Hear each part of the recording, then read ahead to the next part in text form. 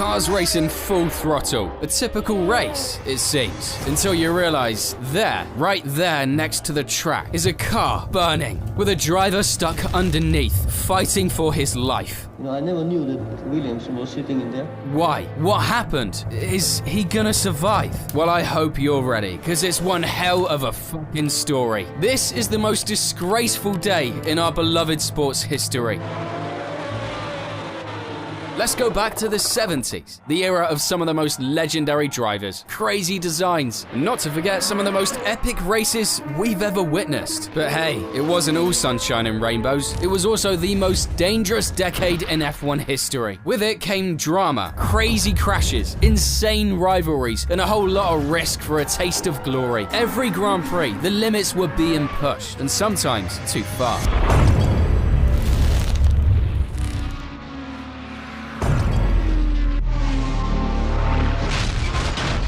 The cars had gotten way faster compared to the 50s and 60s. Teams started going all in on engines, materials, and aerodynamics, leaving those old tin cars in the dust. Back then, there was a lot of technical freedom, definitely way more than we got now. Regulations in aerodynamics, chassis, or suspension were wide open. So engineers started coming up with all sorts of crazy ideas to try and be the quickest on track. Just to give you an idea, in that same decade, there were cars as crazy as the non-wings Arrows A2, the Brabham BT46B fan car, the March 711 with whatever that front wing was, the six-wheeled Tyrrell P34, or the Ligier JS5, aka the Teapot. Honestly, I could go on all day naming insane cars like these, but the point being, all of this freedom to innovate gave fresh teams like McLaren, Williams, or Tyrrell the chance to step up, turning into a contest of who could come up with the wildest, most out-of-the-box ideas to make their cars faster. And fucking hell did it work. The downside? Well, let's just say safety and reliability were pretty much afterthoughts.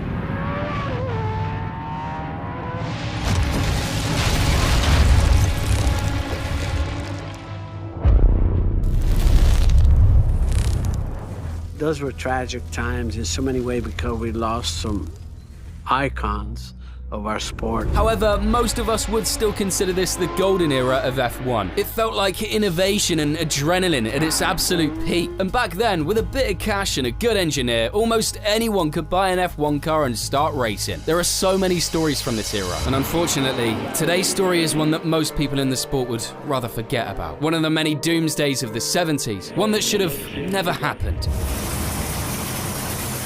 Welcome to the 1973 season. After Fittipaldi and Lotus snagged both titles in 1972, they were up against Stewart and Tyrrell, who were hungry for revenge after missing out the year before. This was shaping